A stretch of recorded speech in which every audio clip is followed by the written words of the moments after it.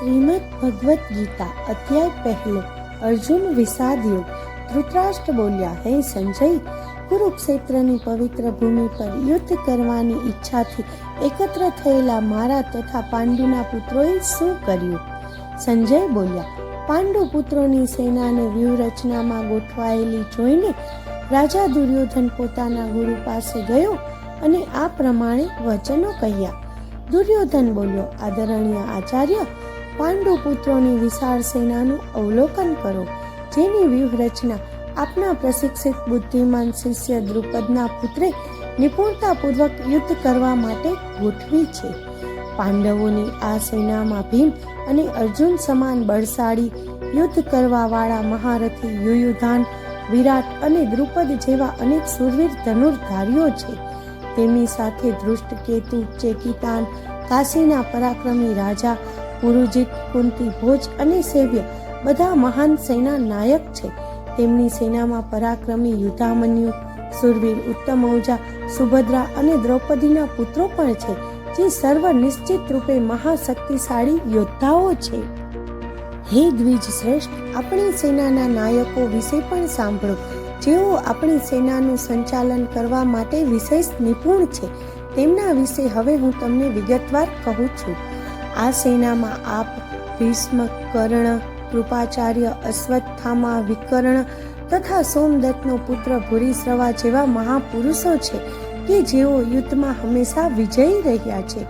આપણી સેનામાં અન્ય અનેક મહાયોદ્ધાઓ પણ છે, જેઓ મારા માટે જીવન ત્યજવા તત્પર છે।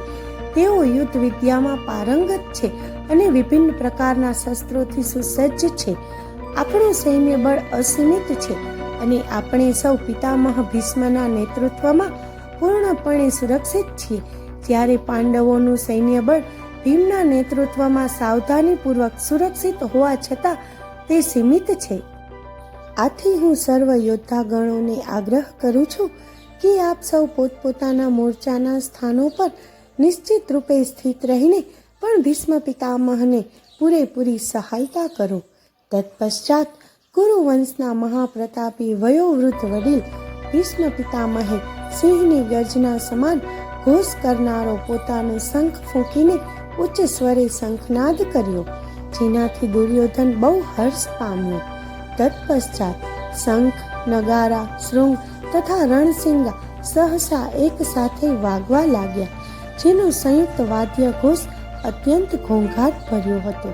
તત્પશ્ચાત પાંડવોની સેના મધ્યે શ્વેત અશ્વો જોડેલા ભવ્ય રથ પર બિરાજમાન શ્રી કૃષ્ણ અને અર્જુને પોતપોતાના દિવ્ય શંખ ફૂંક્યા। ભગવાન ઋષિકેશે પાંચજન્ય નામનો શંખ ફૂંક્યો, અર્જુને દેવદત્ત શંખ ફૂંક્યો અને અતિ માનુષી કાર્યો કરનાર અતિ ભોજી ભીમે તેનો પૌંડ્ર નામનો પ્રચંડ શંખ ફૂંક્યો। હે રાજા, યુધિષ્ઠિરે પોતાનો અનંત વિજય નામનો શંખ ફૂંક્યો, જ્યારે નકુલ અને સહદેવે સુઘોષ અને મણિપુષ્પક નામના શંખ ફૂંક્યા। મહાન ધનુર્ધર કાશીરાજ, મહાન યોદ્ધા શિખંડી, ધૃષ્ટદ્યુમ્ન, વિરાટ, અપરાજિત, સાત્યકી, દ્રુપદ, દ્રૌપદીના પુત્રો તથા અન્ય જેમ કે મહાબાહુ સુભદ્રાનો પુત્ર અભિમન્યુ વગેરે સૌએ પોતપોતાના શંખો ફૂંક્યા। હે ધૃતરાષ્ટ્ર, આકાશ તેમજ પૃથ્વી પર પ્રતિધ્વનિત થતા શંખોના આ વિભિન્ન ગગનભેદી નાદોથી તમારા પુત્રોના હૃદય વિદીર્ણ થઈ ગયા। તે સમયે હનુમાનના ચિહ્નથી અંકિત ધ્વજવાળા રથમાં આરૂઢ થયેલા પાંડુ પુત્ર અર્જુને પોતાનું ધનુષ્ય ઉઠાવ્યું અને બાણ છોડવા તૈયાર થયો। હે રાજન, આપના પુત્રોને પોતાની વિરુદ્ધ વ્યૂહરચનામાં ગોઠવાયેલા જોઈને અર્જુને શ્રી કૃષ્ણને નીચે પ્રમાણેના વચનો કહ્યા। અર્જુને કહ્યું, હે અચ્યુત, કૃપા કરીને મારો રથ બંને સેનાઓની મધ્યે ઊભો રાખો, જેથી હું અહીં યુદ્ધ માટે ઉપસ્થિત યોદ્ધાઓ કે જેમની સાથે આ મહાશસ્ત્ર સંગ્રામમાં મારે યુદ્ધ કરવાનું છે તેમને જોઈ શકું। હું અહીં એ લોકોને જોવાની ઈચ્છા ધરાવું છું કે જેઓ ધૃતરાષ્ટ્રના દુષ્ટ બુદ્ધિ ધરાવતા પુત્રને પ્રસન્ન કરવાની ઈચ્છાથી યુદ્ધ કરવા આવ્યા છે। સંજય બોલ્યા, હે ભરતવંશી ધૃતરાષ્ટ્ર, નિંદ્રા પર વિજય પ્રાપ્ત કરવા વાળા અર્જુન દ્વારા આ પ્રકારના સંબોધન થયા પશ્ચાત શ્રી કૃષ્ણે તે ભવ્ય રથને બંને સૈન્યો મધ્યે લઈ જઈને ઊભો રાખી દીધો. ભીષ્મ, દ્રોણ તથા અન્ય સર્વ રાજાઓની ઉપસ્થિતિમાં શ્રી કૃષ્ણે કહ્યું, હે પાર્થ, અહીં એકત્રિત થયેલા આ બધા કુરુઓને જો. બંને પક્ષોની સેનાઓની મધ્યમાં ઊભેલા અર્જુને પોતાના કાકાઓ, દાદાઓ, આચાર્યો, મામાઓ, ભાઈઓ, પિતરાઈ ભાઈઓ, પુત્રો, ભત્રીજાઓ, પ્રપૌત્રો, મિત્રો, સસરાઓ તેમજ શુભેચ્છકોને જોયા. પોતાના સર્વ સગા સંબંધીઓને ત્યાં ઉપસ્થિત જોઈને કુંતી પુત્ર અર્જુન કરુણાથી અભિભૂત થઈ ગયો અને ગહન વિષાદ સાથે તે આ વચનો બોલ્યો.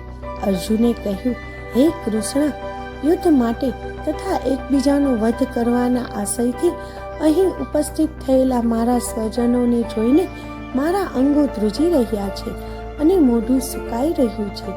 મારું સમગ્ર શરીર કંપે છે. મારા રૂંવાડા ઊભા થઈ ગયા છે.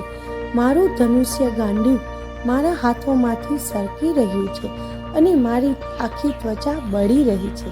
મારું મન અનિશ્ચિતતા અને મૂંઝવણોના વંટોળમાં અટવાઈ ગયું છે. હું મારી જાતને અધિક સ્થિર રાખવા સમર્થ નથી. હે કૃષ્ણ, કેસી દૈત્યના સહારક, હું કેવળ અમંગળના સંકેતો જોઉં છું. મારા જ સંબંધીઓની હત્યા કરીને મને દૂર સુધી કોઈ શુભતાના દર્શન થતા નથી. હે શ્રી કૃષ્ણ, હું આ રીતે ઉપાર્જિત વિજય, રાજ્ય કે સુખની પણ ઈચ્છા રાખતો નથી. એવા રાજ્ય, સુખો કે જીવનનો શું લાભ કે જેના માટે આ બધું આપણે ઝંખીએ છીએ? તેઓ સર્વ આપણી સમક્ષ યુદ્ધ માટે ગોઠવાયેલા છે. ગુરુજનો, પિતૃઓ, પુત્રો, પિતામહો, મામાઓ, પૌત્રો, સસરા, શાળાઓ અને અન્ય સગા સંબંધીઓ તેમના પ્રાણ અને ધન ત્યજવા તત્પર થઈને અહીં ઉપસ્થિત છે. હે મધુસૂદન, મારા પર તેઓ આક્રમણ પણ કરે તો પણ હું તેમને હણવા નથી ઈચ્છતો. ધૃતરાષ્ટ્રના પુત્રોનો સંહાર કરીને પૃથ્વીનો તો શું, પણ ત્રણેય લોકોનું રાજ્ય મેળવીને પણ અમને શું પ્રસન્નતા થશે? હે જીવ માત્રના પાલનહાર, ધૃતરાષ્ટ્રના પુત્રોને હણીને અમને કઈ પ્રસન્નતા પ્રાપ્ત થશે? યદ્યપિ તેઓ અત્યાચારી છે, છતાં પણ જો અમે તેમની હત્યા કરીશું તો અમને નિશ્ચિત પાપ લાગશે. તેથી અમારા પિતરાઈ ભાઈઓ, ધૃતરાષ્ટ્રના પુત્રો અને તેમના મિત્રોનો સંહાર કરવો તે અમારા માટે ઉચિત નથી. હે માધવ, અમારા પોતાના જ સગા સંબંધીઓનો સંહાર કરીને અમે સુખી થવાની આશા પણ કેમ રાખી શકીએ? તેઓની વિચારધારા લોભથી વશીભૂત થયેલી છે તથા તેઓને પોતાના સગા સંબંધીઓનો વિનાશ કરવામાં કે પ્રતિશોધને કારણે મિત્રો સાથે વિશ્વાસઘાત કરવામાં કંઈ અનુચિત લાગતું નથી. છતાં પણ હે જનાર્દન, જ્યારે અમને તો સ્વજનોની હત્યા કરવામાં સ્પષ્ટ રીતે અપરાધ દેખાઈ રહ્યો છે, તો અમે શા માટે આ પાપથી વિમુખ ન થઈએ? જ્યારે કુળનો નાશ થાય છે ત્યારે તેની પ્રાચીન કુળ પરંપરાઓ પણ નષ્ટ થઈ જાય છે અને શેષ પરિવાર અધર્મમાં પ્રવૃત્ત થવા લાગે છે. અધર્મની પ્રબળતા સાથે હે કૃષ્ણ, કુળની સ્ત્રીઓ વ્યભિચારિણી થઈ જાય છે અને પતિત સ્ત્રીઓ દૂષિત થવાથી હે વૃષણી વંશી અવાંછિત સંતતિઓ ઉત્પન્ન થાય છે. આવા વર્ણ સંકર સંતાનોની વૃદ્ધિ કુળ તથા કુળનો વિનાશ કરનાર બંને માટે નિસંદેહ નારકીય જીવનમાં પરિણમે છે. પિંડદાન અને તર્પણની ક્રિયાઓ લુપ્ત થવાથી આવા પતિત કુળોના વંચિત પૂર્વજો અધઃપતન પામે છે. જેવું કુળ પરંપરાઓનો નાશ કરે છે અને એ રીતે અવાંછિત સંતતિની વૃદ્ધિ કરે છે, તેઓના દુષ્કર્મોથી સર્વ પ્રકારના સામુદાયિક તથા પારિવારિક કલ્યાણની પ્રવૃત્તિઓનો વિનાશ થઈ જાય છે. હે જનાર્દન શ્રી કૃષ્ણ, મેં વિદ્વાનો પાસેથી સાંભળ્યું છે કે જે લોકો કુળ ધર્મનો નાશ કરે છે તેઓ અનિશ્ચિત કાળ સુધી નરકમાં નિવાસ કરે છે. અરે, આ તે કેવું આશ્ચર્ય છે કે અમે આવું મોટું પાપ કર્મ કરવા તત્પર થયા છીએ. રાજસુખ ભોગવવાના લોભથી વશ થઈને અમે અમારા સ્વજનોને હણવા તૈયાર થયા છીએ. જો શસ્ત્ર ધારણ કરેલા ધૃતરાષ્ટ્રના પુત્રો નિશસ્ત્ર તથા રણભૂમિમાં પ્રતિકાર ન કરનારા એવા મને હણે તો તે મારા માટે શ્રેયકર રહેશે. સંજય બોલ્યા. આ પ્રમાણે કહીને અર્જુને પોતાના બાણ અને ધનુષ્ય બાજુ પર મૂકી દીધા અને રથના આસન પર ફસડાઈ પડ્યો. તેનું મન વ્યથા અને શોકથી સંતપ્ત થઈ ગયું. જય શ્રી કૃષ્ણ.